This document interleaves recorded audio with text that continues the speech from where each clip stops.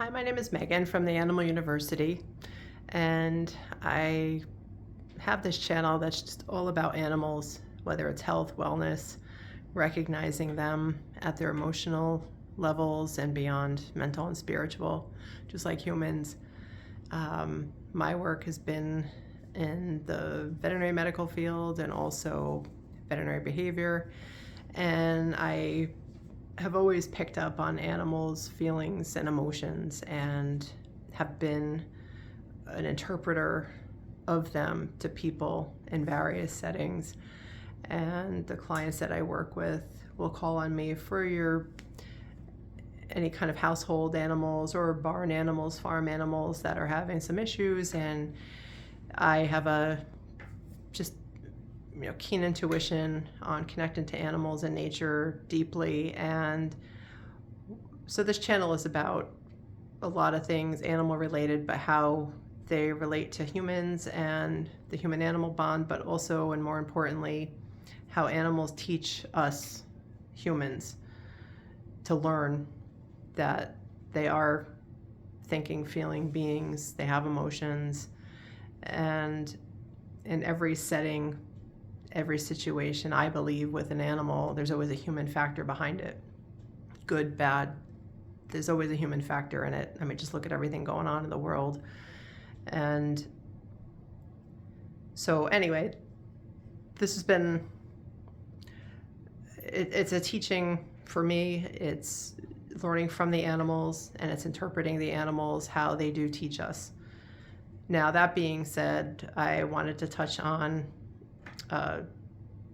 about carriage horses. That I came back from a trip in South Carolina, and I'm not a fan of them, and I'm also human, so the family I was with wanted to go, and I knew better, but I did go. And the horse was named Francis, and if I could figure out how to maybe put the picture to the video, or maybe I'll post the video, the picture somewhere else, but just a sweet horse, a sweet soul. And to average people or non-animal people, or people that just aren't aware of what to look for in an animal, or even people don't know what to look for in other people that speak the same language, are the same race, same type of being, we can get just we don't get the cues. We don't, we tend to judge and all that, just with other human beings. But to take that and try to understand another being altogether that's not human, that doesn't speak your language, that's when you rely on your instincts, your intuition, your, the energy, the feeling. And I just love being able to be that way around animals and help their voices be heard. And so getting back to the carriage ride, Francis was his name, draft horse, brown, white, beautiful, beautiful boy.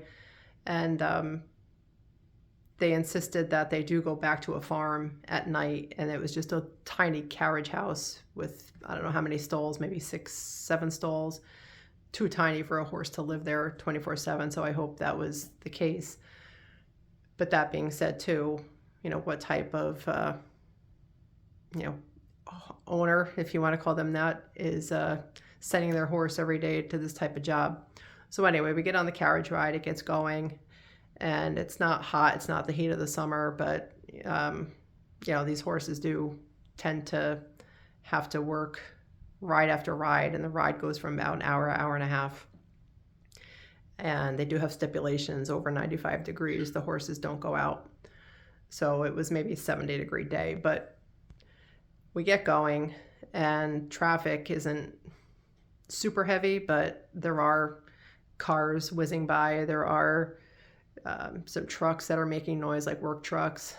And whenever a specific type of truck whizzed by, Francis would get scared. He would stop, he would take steps back.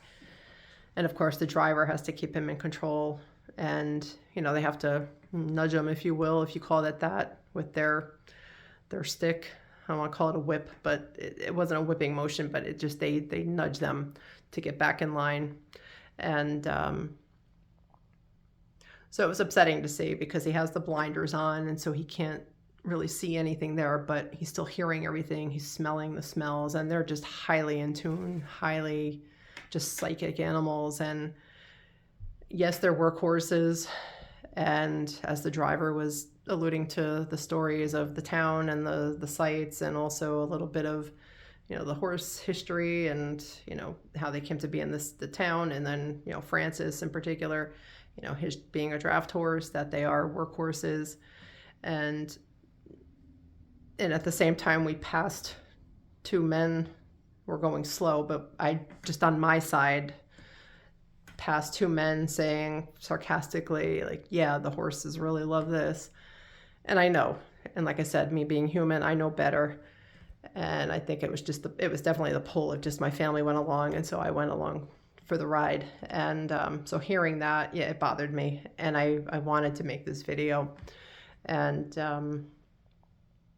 so the several times that Francis did just react to the sounds, and having to then just continue on. And I get it, it's a tourist thing, and I know, I wish they would stop this. But they, he's going on, and he's doing his thing, and, getting nudged along to keep going. But if they, the type of work that they're bred to do is on soil, on grass, on land, not on the pavement, the macadam. And then when it gets hotter, the heat, and these types of horses, they get lymphedema, they get swelling in their legs, they get mobility issues, spine issues, hip, knee, joint issues, especially pounding that pavement and carrying that type of load on that type of surface just isn't natural to them. So I'm not saying that this place didn't take care of the horses. I mean, but just the work itself, and then to see him, even towards the end when he was taking his drink, and they put bits in their mouths. If, familiar, they could be metal, they could be plastic, and they place them. It's like all hardware, kind of think of a dog. They have the dog harnesses that go like around the muzzle, around the head, like the neck. They have all these contraptions for dogs to contain them and control them while you're walking and moving around with them. So the same thing for horses, only now you have a bigger liability if, God forbid, they jerked or bucked or something, and then they hurt a passenger in the carriage. So he has a bit in his mouth, and just, the hardware all over his face, up into his head. And then he's, of course, the harnesses and everything that they have to carry the wagon, the carriage. And so he's trying to drink, and he can't, because he has this bit in his mouth. So as he's trying to take water, but it's just pouring out of his mouth on both sides. And just, so the driver made a comment about, Francis is a sloppy drinker. And of course the people laugh, and me, I'm just like hurting inside, because I know, you can see the pain in his eyes. You can see the discomfort having this thing in his mouth, which pushes on the back of the tongue and then pushes up when they rest their mouth. They can't fully close their mouth because this bit is there. So their mouth is kind of like open, like the bit is in the back. You can't really see it, but you can see the mouth doesn't close completely. And they just have this bit there. And so the water, just put your finger in your back of your mouth and press down. You can't drink water without it coming all over. So the comment that the driver had made, it wasn't honoring who he is, Francis, as the horse, as this workhorse who's, making the money for the carriage company, is the sightseeing type of thing that you do, the tourist attraction. And to just, I just felt everything. I felt the sadness. I felt the fear. I felt the aches, the pains that he had. And to just feel that, that's the kind of how you transfer that over. How many of us humans can put ourselves in a situation like if you were going to work every day, where you just, not just disliked your job or hated it, but that you were in physical discomfort. And I know there's a lot of people out there, believe me, I've done it too, when you have to make your money and you have to, keep going to the job. But when you're forced to keep going, and it's just the situation where the horse then isn't seen, isn't heard, isn't seen as an individual. And to go back, if he does go back to this farm at night, to at least get a farm type of atmosphere with grass and to be able to be free and run and be with the other horses, and then just come back to work like they said he does. I don't know what the schedule was, but how many days he had to work, but it was just the fact that, he's just being dismissed. And for me, when you pick up those emotions and you pick up those feelings, it really is hard. And, I didn't dare say anything because I knew I was the minority on this thing, on this carriage ride, but just kind of took it all in quietly, observed Francis, and even sitting in the back of the carriage, you can see him, how his hips were misaligned. He was slightly higher on his right side and a little lower on his left side. And just, the weight offset, and you could see it when he stopped, how he kind of shifted to that one side, which could be a good indicator that he's in pain or discomfort and trying to compensate. And so it was just tough to see him dismissed like that,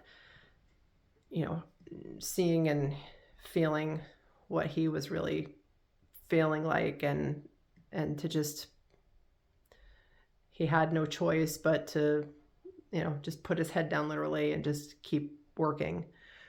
And that's a strong message I got from him, was like, he'll keep doing it because it's his nature, it's in his blood, it's his breed. He's a workhorse, literally, and just not in this type of environment.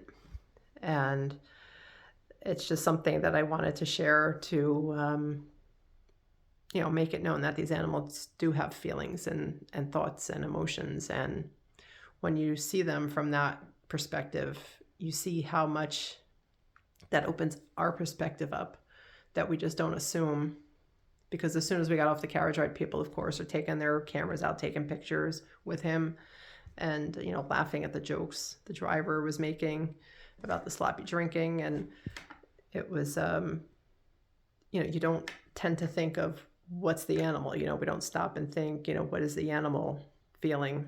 And, there's maybe just band it all together. I know there's areas that are doing that now, but you do hear the stories more and more coming up about the animal, the way they're being treated and collapsing, and all these things happening that are kind of shedding light on whatever industry that they're in. And I think it's just breaking down that barrier to see them as a fellow being on this planet. And if we are the smartest species, then at least we should be, more rational in our thinking and how we're treating them, not just using them as a commodity. And at the very least, give them that respect to see them as a human, as a fellow being. And, I don't think we would stand for that if we saw fellow human beings being treated that way. So to just put ourselves in that position and just have to have that compassion and respect for them, and that opens up our hearts to see them in a different light, and then in turn softens our hearts, makes us more compassionate and kind in our world and what we're here to do in each of our lives, and the people and animals and situations that come into our lives, how that softens us up to be more compassionate and understanding and less judgmental of anyone else, and just make our time here as loving and peaceful as we can. Thank you for listening.